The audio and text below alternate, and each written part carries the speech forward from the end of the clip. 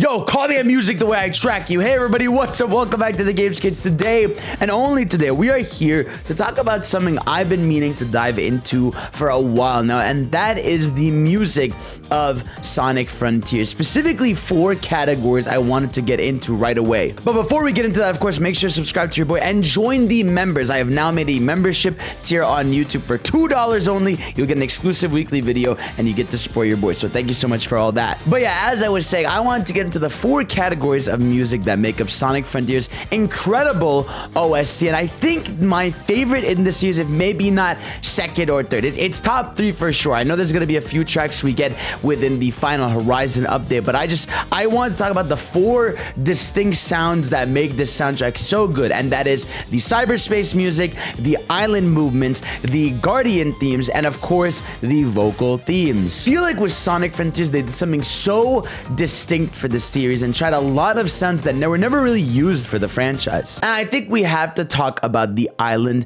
movements, right? Because this is such a unique thing that they did this time around, where basically they created this dynamic soundtrack that the more things you would accomplish on the island, whether you know it's story beats or activities you do on the island, the more the music, would change and develop, right? And obviously starting with Kronos Island, what an incredible song to kick the game off with. Like, you are hit with this sort of eerie music, just a song that sort of like distills like not failure, but just a sense of dread, like where the fuck am I? What's going on here? Like, it does such a good job of encapsulating the mysterious aspect of the game. Remember, before the game came out, they were talking about mystery so much, and I think it does such a good job of this, man. And like, it's funny, it's the more you accomplish, the more this song gets a little creepier, but also gives you hope. They start adding more instruments to the Kronos theme. You start to get more of a sense of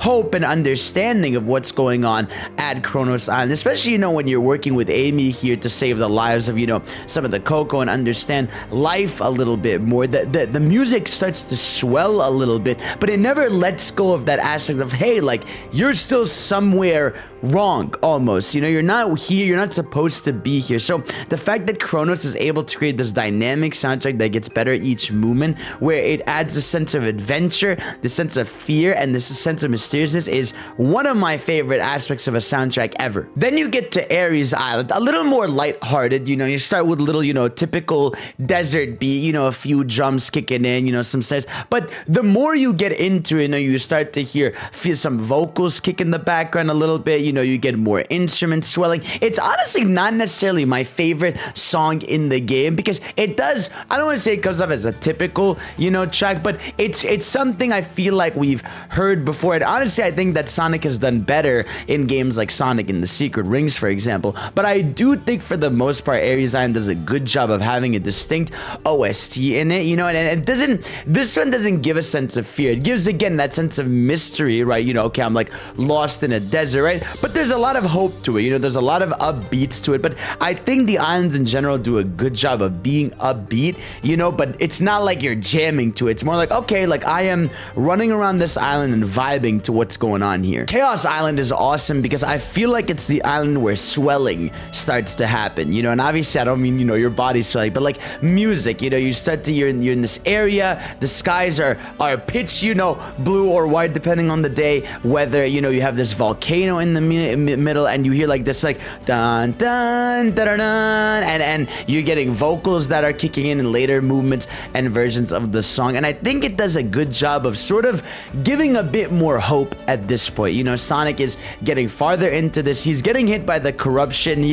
that's hitting him from the cyber areas, and it's a lot about his friendship with Tails here. But I think with that comes hope. The third movement to me really stands out, again, like just keeping that mix of hope. It has a bit of creepiness, but it's also, again, just showing you that, like, hey, this journey is getting near its end. It's not there yet, but you are starting to clear things up and understand what you have to do a bit more. And the fact that the music is able to explain that just by listening to it is fucking awesome. Oh, now Rhea Island. I adore Rhea Island. Now, this is where they stop doing the whole island movements thing where it gets better over time. time and it's just one song. But Rhea Island is incredible because it is just urgency. Like, it is, hey, shit's going down. You know, you have one goal on this island, and then that is to climb these towers to get, you know, the information and clear, you know, Sonic's, you know, virus that's taking over him and stuff. And it is just, this song is just urgency, you know, but it's also calming. It's creepy. It's such a good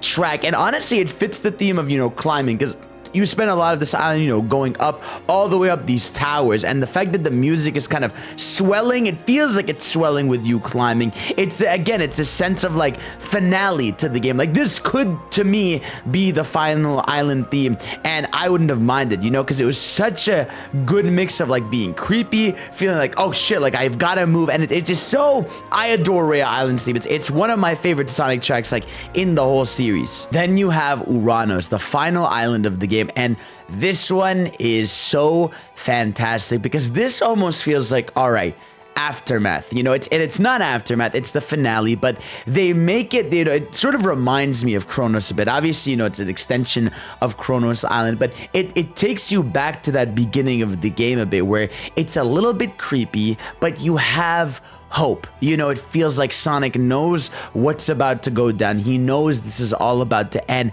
and the music just reflects that really well, especially because this island is a very flat surface island. You know, it's a lot of flowers, it's a lot of, you know, like regular fields. There's not too much verticality to it. It's kind of just land a lot, you know, but it's such a, I would have, you know, if this area looked a little more, you know, autumny or maybe, you know, cherry flower, you know, cherry blossom, like, I feel like it would have fit better. But Uranos, I think, just does such a fantastic job of being a theme that's like a little bit creepy but keeping hope. And I think, as you can see, that's sort of the theme that's gone on with all the islands to me, is that it's this sense of like eeriness, you know, of where Sonic is, but there's always this constant like sound and motif of hope, you know, that hey, there's something to this, you know, whether it's building up to it because you're accomplishing more things, or just because Sonic is getting a grasp of what's going on here. There's always a mix of hope as well as dread a little bit, and I adore the island themes so much. Let me know, of course, your favorites down below. Now, the next music type I want to talk about are the Guardian themes. Obviously, throughout the game, you find the different bosses in the game, and I think the Guardian themes are so good at making you feel like you are on high alert.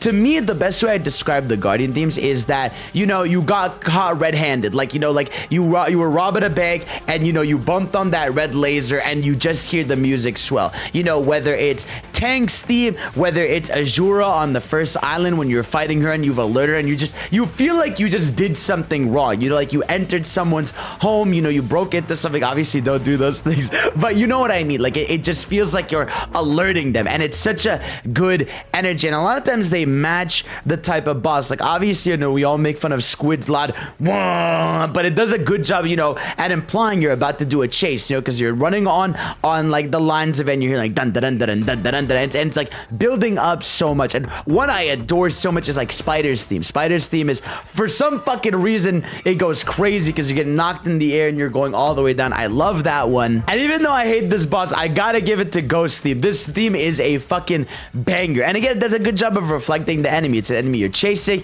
It's an enemy that's a little weird and creepy, but it's got such a good theme following it. And I think that's, again, the best way to describe the, you know, the Guardian themes, is it makes you feel high alert, it makes you feel high energy, and obviously, you know, reflective of a mini boss. You know, it's not grandiose, you know, enough to be a main boss theme, but they do a good job of being like, hey, you've entered my domain and I'm about to kick your ass, Sonic. And of course, how can we not talk about Cyberspace? I mean, with Cyberspace, look, there are so many tracks, but obviously there is the constant, and that is the fact that this is such a unique EDM style soundtrack, where it's all these different electronic beats, and oh my god, Otani and the gang cooked with this one. I adore this. I think what I adore so much about the cyberspace themes is not only obviously do they feel cyberspacey, but they're so interesting within that. And I know some people complain that some of them sort of blend together, but the ones that are unique are so unique. Like, I adore songs like Floating in the Blue. Obviously, you know, you have the famous 1-2, I'm flowing through time, I'm flowing into the light. You've got like 3-1's Escape from the Loop. You've got so many bangers. One of my favorites actually over time has become like the Enjoy This World, you know, that really long 2D level, which is so like such a cartoony, goofy beat, but it just so good, dude. 4-2 also stands out a lot to me. You know, it's sort of that like highway level, and just again, just a good mix of electronic, and it's calming and it's hype. Again, I just love how some of these have vocals, some of them are just beats, some of them are calm EDM, some of them are like hyper EDM. Like Dropaholic is one of my favorite songs in the game, because it's funny, that's a song you could then just play at a club and people would believe it. And I think in a lot of ways, you know, that's kind of cool to me. I love that this is such a Cyberspace.